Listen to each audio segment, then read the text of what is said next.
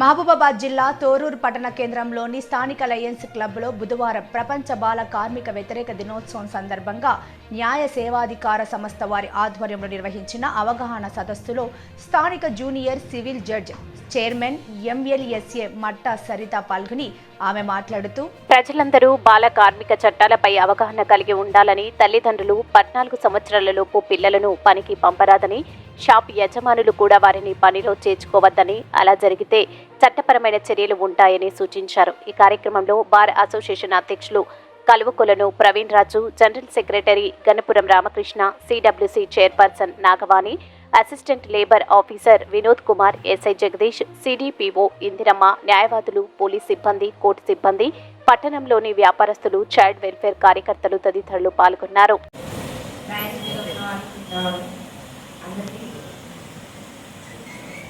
ఈరోజు మనం బాల కార్మిక వ్యతిరేక దినోత్సవాన్ని జరుపుకుంటాం. బాల కార్మికులు అనగానే ఇక్కడ ప్రజెంట్ అయిన వాళ్ళందరినీ చూస్తుంటే ఎవరెవరైతే బాల కార్మికులు ఎక్కడైతే ఉంటారో వాళ్ళందరూ యజమానులందరూ ఇక్కడికి వచ్చినట్టు కనిపిస్తుంది. మన ఎస్ఐ గారు చెప్పినట్టు హోటల్ యజమానులు, నెక్స్ట్ ఎవరైతే గోల్డ్ షాప్ యజమానులు, వీళ్ళందరూ కూడా ఇక్కడ ఉన్నట్టు అనిపిస్తుంది. అయితే ఈ ప్రోగ్రామ్ మంచిగా చూస్ చేసుకుందాం అనుకుంటున్నాం. మోరోవర్ ఫస్ట్ ఆఫ్ ఆల్ నేను కండక్ట్ చేసిన లయన్స్ క్లబ్ అంటే వచ్చి సంవత్సరం అయినప్పటికీ కూడా నేను లయన్స్ క్లబ్ వారి ఆధ్వర్యంలో ఒక కార్యక్రమం చేద్దామని చెప్పి సిడబ్ల్యూసి మేడం అడిగారు. చేద్దామని అన్నాను. వీళ్ళు లాక్ ఆఫ్ షెడ్యూల్ అది చేయలేకపోయాను. ఈరోజు ఈ కార్యక్రమం ద్వారా మీ అందరి ముందుకు వచ్చినందుకు కూడా నాకు సంతోషంగా ఉంది. బాల కార్మికులు అంటే ఫస్ట్ కార్మికుల్ని చూడాలి. బాల కార్మికులని మనము ఎంగేజ్ చేసుకోవడం వల్ల జరుగుతున్న నష్టాలు ఏంటి, దానివల్ల సమాజంలో పడే ఇంపాక్ట్ ఏంటి.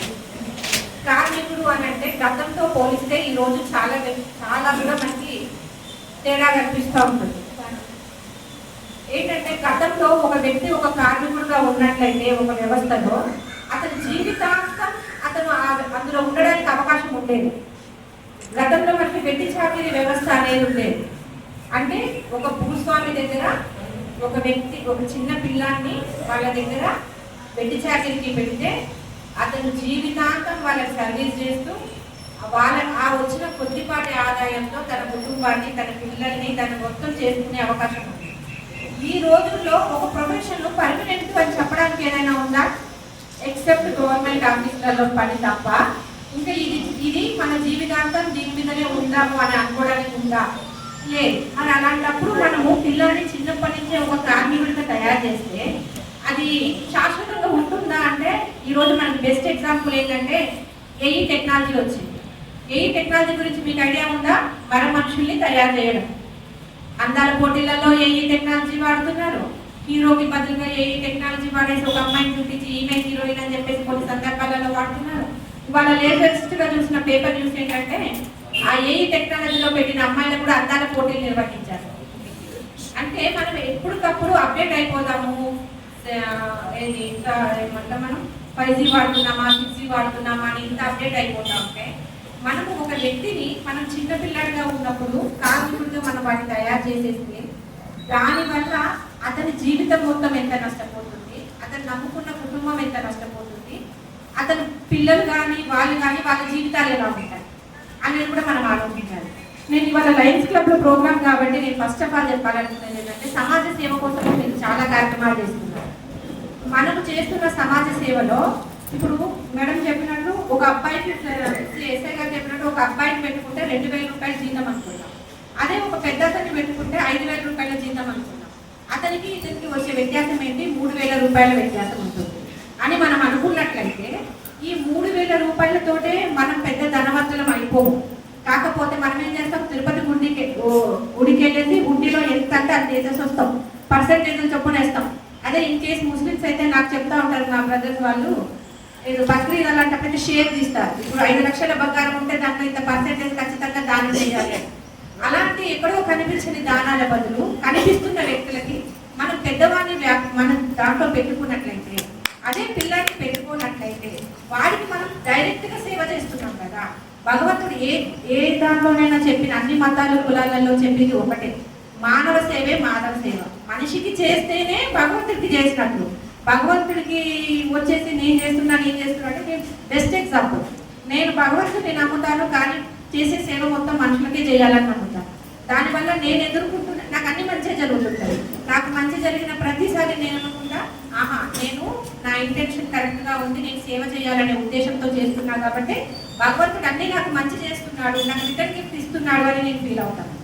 అలాగే మీకు కూడా నేను చెప్పే బెస్ట్ సలహా ఏంటంటే, సేవ అనేది ఎక్కడో కనిపించిన దేవుడు కాదు, కనిపిస్తున్న మనుషులకి. అది పిల్లల్ని పనిలో పెట్టుకోకుండా మనం డైరెక్ట్గా సేవ చేస్తున్నాం.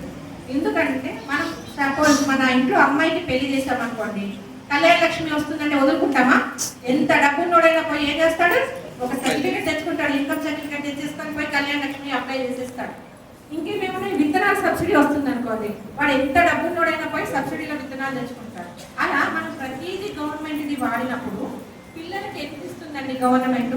వాడు పుట్టినప్పటి నుంచి అంగన్వాడికి కోడిగుడ్డు, మొన్న ఎప్పుడో పేపర్లో చూద్దాం, కోడిగుడ్డులో కూడా ఒక పార్టీ లీడర్ ఫోటోలు పేర్లు రాస్తున్నారు. ఇచ్చేది పిల్లాడికే. కాకపోతే మన గవర్నమెంట్ అంటే అవి మన సొమ్మే.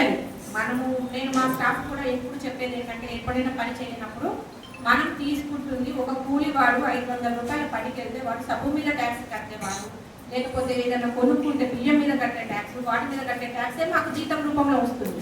ఖచ్చితంగా మేము పని చేయాలి అని చెప్తాం.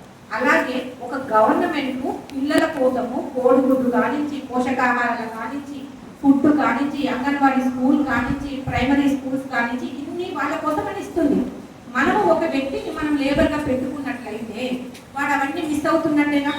వాళ్ళ కుటుంబానికి అది టెంపరీగా నీడ్ అయి ఉండొచ్చు, కానీ ఇన్ ఫ్యూచర్లో అతను ఈరోజు తాత్కాలికమైన లాభాలను వదులుకుంటే భవిష్యత్తులో గొప్ప గొప్ప లాభాన్ని సాధించి పెడతాడు. అలాంటి వాళ్ళే గొప్ప గొప్ప పనులు చేస్తారు. మనము చూసినట్లయితే గొప్ప వాళ్ళ ఇళ్లలో పెరిగిన పిల్లలు వాళ్ళ దాదాపు తెలియదు, రిలయన్స్ అంబానీ వాళ్ళ పిల్లలంట, వాళ్ళ మనీ CEO అయిందట, వాళ్ళ ఇంట్లో అయిందట అంట. కానీ ఎవరైతే కష్టాన్ని సుఖాన్ని తెలుసుకుంటూ పేద వర్గాల నుంచి వచ్చిన వాళ్ళైతే ఎవరైతే ఉంటారో వాళ్ళు ఖచ్చితంగా సమాజానికి సేవ చేస్తారు. ఒక ఎగ్జాంపుల్ ఏంటంటే అబ్దుల్ కలాం గారు కూడా మరి మనం చైల్డ్ లేబర్ అని అన్నారు కదా. ఎందుకంటే ఆయన పేపర్లు వేసిందంట. పేపర్లు వేసినప్పుడు మరి అక్కడితో ఆగిపోయిందా?